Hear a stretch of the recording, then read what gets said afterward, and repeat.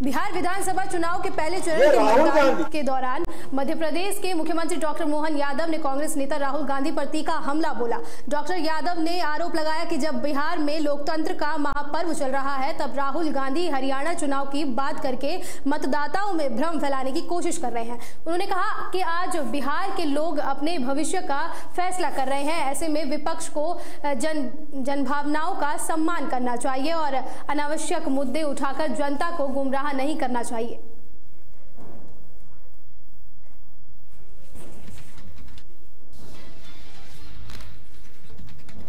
मध्य प्रदेश के दत्त जिले के भांडेर स्थित मंगल वाटिका साहित्य प्रेमियों के लिए एक यादगार साबित हुआ। कवि अजय सुमन के आयोजन और कवयित्री पूजा सिंह के संयोजन में अखिल भारतीय कवि सम्मेलन का भव्य आयोजन किया गया।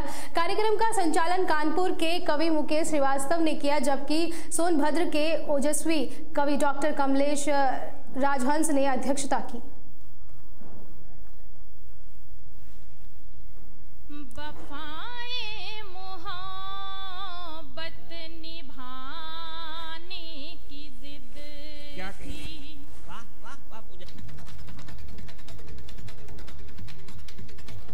सारंगढ़ भिलाईगढ़ जिले के सरसिवा थाना क्षेत्र के धानगांव में उस वक्त सनसनी फैल गई जब एक किसान के खेत में सड़ी गली अवस्था में एक लाश मिली। सूचना मिलते ही पुलिस मौके पर पहुंची और जांच शुरू कर दी। बता दें कि मृतक की पहचान गोपालपुर गांव के परदेशी साहू के रूप में हुई है, जो कथित तौर पर मानसिक रूप से विचलित था और मिर्गी की बीमारी से भी पीड़ित था। फिलहाल पुलिस ने शव को कब्जे में लेकर मामले की जाँच शुरू कर दी है और मौत के कारणों का पता लगा रही है। जो लाश मिले हैं कौन है? वो चाचा। कब लगा? 19 तारीख। कैसे कम पाए थे लाश? आदमी मन बताई छेदगांव पाए तो आए देखे। का नाम है? परदेसी साहू। कौन नाम? गोपालपुर। सबसे पहले परिचय बताएंगे। मैं सुरेश कुमार नवल धनगांव सरपंच हूँ। जी, एक लाश मिला है, क्या है पूरा बताएंगे विस्तार से। ये ग्राम पंचायत धनगांव का अंतर्गत में है। यहाँ हमारे यहाँ का एक किसान है दिलीप कुमार भारती, जो कि अपने खेत में दवाई छिंचवाने आया था। दवाई छिंचवाने के अंतर्गत में बीच खेत में उसके वर्कर जाकर उनको रास्ते में देखा, छिंचाई कर रहा था तो देखा कि लाश पड़ा हुआ है। उसने मुझे तत्काल फोन करके बताया कि यहाँ पर मेरे खेत में एक अज्ञात लाश पड़ा हुआ है। तो मैं गाँव वालों के साथ में आया और आकर देखकर तुरंत सरसिवा थाने को सूचित किया।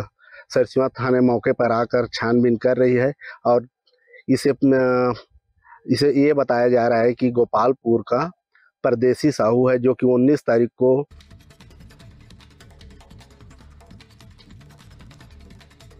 आयोजित एक प्रेस कॉन्फ्रेंस में आगामी फिल्म माटी की घोषणा की गई है, जो बस्तर की मिट्टी, संघर्ष और उम्मीदों की सच्ची कहानी को बड़े पर्दे पर उतारेगी। निर्देशक अविनाश प्रसाद और निर्माता संपत झा ने बताया कि इस फिल्म की सबसे बड़ी खास बात यह है कि इसमें 41 आत्मसमर्पित नक्सलियों ने काम किया है, जो अब मुख्य धारा में लौट आए हैं। फिल्म में स्थानीय कलाकार, शिक्षक और सामाजिक कार्यकर्ता भी शामिल हैं, जो बस्तर की लोक संस्कृति और गीत संगीत को दर्शाते हैं। टीम को उम्मीद है कि 14 नवंबर 2025 को रिलीज होने वाली ये फिल्म बस्तर की असल आत्मा और वहां के लोगों की संवेदनशीलता को पूरे देश तक पहुंचाएगी। एक फिल्म बनाई है छत्तीसगढ़ी फिल्म जिसका नाम है माटी, और ये छत्तीसगढ़ी फिल्म जो है ये बस्तर के पृष्ठभूमि पर और बस्तर के नक्सलवाद की पृष्ठभूमि पर ये फिल्म बनाई गई है, जो आने वाले 14 नवंबर को छत्तीसगढ़ के लगभग सभी प्रमुख सेंटर्स में सिनेमाघरों में रिलीज होगी। ऐसा पहली बार है जब बस्तर के कलाकारों के द्वारा और बस्तर के टेक्नीशियंस के द्वारा बस्तर में ही एक सिनेमा स्कोप फिल्म बनाई गई है, जिसे संपूर्ण छत्तीसगढ़ में रिलीज किया जा रहा है। तो सिनेमा के क्षेत्र में बस्तर के लिए, बस्तर वासियों के लिए, बस्तर के कलाकारों के लिए एक लंबी छलांग है। और क्योंकि इसका विषय जो है वो नक्सलवाद है और बस्तर की पृष्ठभूमि है, ऐसे में सोचिए ये फिल्म कितनी महत्वपूर्ण हो जाती है। क्योंकि ये जो देखिए, पहली बार तो हम लोग छत्तीसगढ़ में लेके आए हैं। अब इसके बाद हमारा भविष्य तय करेगा इस फिल्म के बाद कि ये फिल्म का क्या परिणाम आएगा। उसके बाद फिर हम लोग सब बैठ कर तय करेंगे। क्या है, बस्तर को पूरा विश्व जानना चाहता है, वो इसके माध्यम से जाता है कि सब तरफ से तो उसका प्रभाव पड़ता है। जी जी जी, ये आपकी बातें क्योंकि पहले भी ये बात आई है, हम लोगों ने इसका भी चिंतन किया है। आप लोगों ने जो मूवी बनाया बस्तर की समस्या को लेकर बनाया, लेकिन आजकल जो देखा है ज्यादा लव स्टोरी के बारे में। देखिए, हम लोगों ने समस्या परक मूवी के साथ साथ बस्तर जो हमारा माटी है, यदि हम लोगों को पैसे ही कमाना होता तो हो सकता है हम लव स्टोरी से ज्यादा मसाले की ओर भी आते, लेकिन जो बस्तर की स्थिति जैसे आप लोगों ने बताया और देश दुनिया में ये दतिया जिले के गोविंदपुर गांव के ग्रामीण बड़ी संख्या में कलेक्ट्रेट कार्यालय पहुंचे और अपनी कृषि भूमि पर हो रहे कथित अवैध कब्जे के मामले में न्याय की गुहार लगाई। ग्रामीणों ने आरोप लगाया कि वे जिस जमीन पर वर्षों से खेती कर रहे हैं, गांव के कुछ लोग ने राजस्व विभाग के कर्मचारियों की मिलीभगत से उसे अपने नाम करवा लिया है। ग्रामीणों ने यह भी आरोप लगाया कि जब वे अपनी जमीन पर गए तो कुछ पुलिसकर्मियों ने उनके साथ अभद्र व्यवहार किया। उन्होंने कलेक्टर को बताया कि ये जमीन उनकी एकमात्र आजीविका का साधन है, जिसके बाद से कलेक्टर ने सभी ग्रामीणों को निष्पक्ष जांच कराने और दोषियों के खिलाफ कड़ी कार्रवाई करने का आश्वासन दिया है। लोगों ने जो आवेदन दिया है इसमें तहसीलदार और एसडीएम कोर्ट के निर्णय हैं। जो भी तहसीलदार का निर्णय होगा उसमें एसडीएम कोर्ट में अपील हुई होगी। अपील अब एसडीएम कोर्ट का निर्णय है, उसमें वैसे हमने जॉइंट कलेक्टर को बोला है कि चीज़ देख ले, लेकिन जो सरकारी दस्तावेज होते हैं उसके बेसिस पे जो कोर्ट निर्णय करता है उसका हस्तक्षेप सिर्फ उसके ऊपर वाली कोर्ट, माने अगर एसडीएम कोर्ट में आदेश हुआ है। क्या नाम है भाई? मेरा नाम उमेश केवट। आज आवेदन दिया पर कलेक्टर को, क्या है मैटर? आवेदन दिया है सर को, अब सुनवाई होगी तो देखा जाएगा आगे। क्या मैटर है? मैटर ये है सर कि दमंग लोगों ने हमारी ज़मीन पे जबरन कब्जा करना चाहते हैं और रात को नाप करने आते हैं। एक दिन पहले आवेदन देते हैं, शाम के टाइम के नाप होना है तो, और छुट्टी के दिन आवेदन लगाते हैं ये लोग। जैसे जिस दिन छुट्टी होती है तो उसी दिन ये लोग हैं ये सुनील, कृपाराम, संतोष और उनके सुनील के चाचा। क्या नाम है आपको? मेरा नाम अतर सिंह केवट है सर। मांझी। गांव के लोग आए काय के लाने आए? ये सर सब अभी अपनी ज़मीन के लिए फिर रहे हैं, सभी आपत्ति के मारे हैं। क्या समस्या होगी ज़मीन में? ज़मीन सर कुछ दमंग लोगों ने अपने नाम अवैधानिक रूप से करा ली है।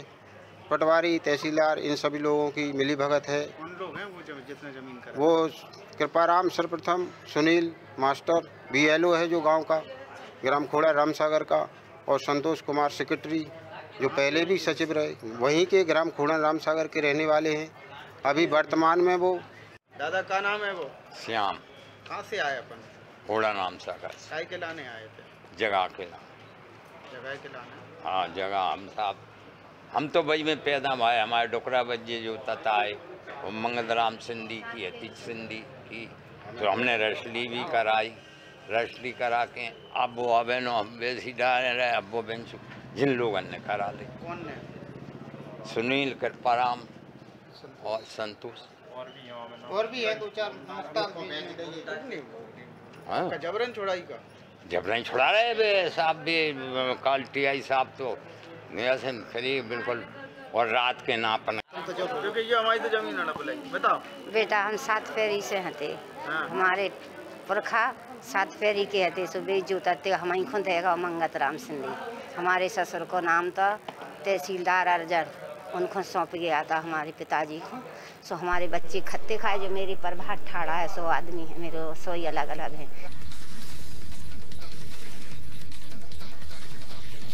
दतिया जिले के भांडेर तहसील में भारतीय जनता पार्टी ने किसानों के समर्थन में भांडेर से पंडोखर तक एक विशाल रैली का आयोजन किया। भाजपा जिला उपाध्यक्ष राजकुमार रामजी शर्मा के नेतृत्व में आयोजित इस रैली में हजारों की संख्या में भाजपा कार्यकर्ता, युवा और किसान शामिल हुए, जिसे पूरा मार्ग जय घोषों से गूंज उठा।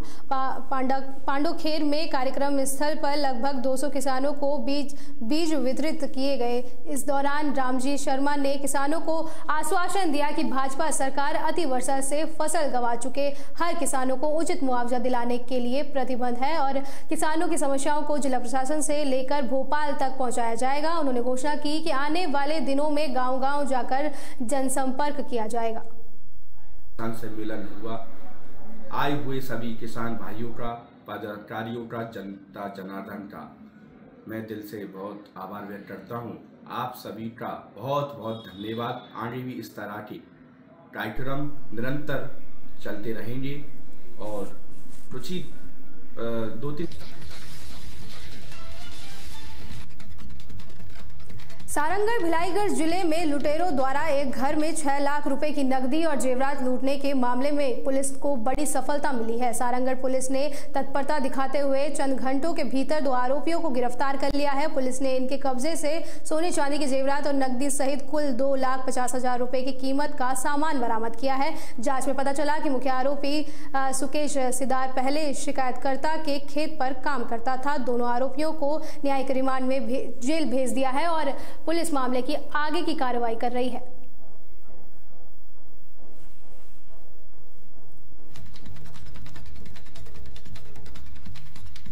मध्य प्रदेश और छत्तीसगढ़ की अहम खबरों में फिलहाल के लिए इतना ही। आप बने रहे तहलका डिजिटल के साथ। नमस्कार।